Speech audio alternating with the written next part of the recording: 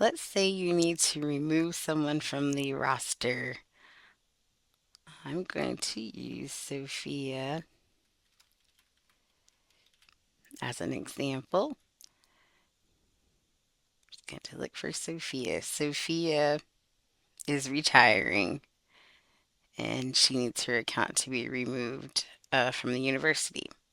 In order to do this, you would just click their name.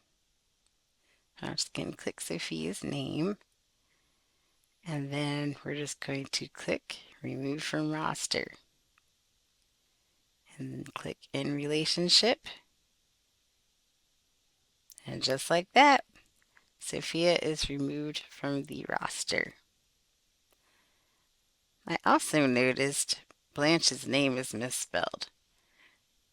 Um, you're not able to do this online for security reasons. So Dorothy would just simply send an email to membership@case.org, and one of our lovely people, such as myself and my other colleagues, will be happy to update any name spelling.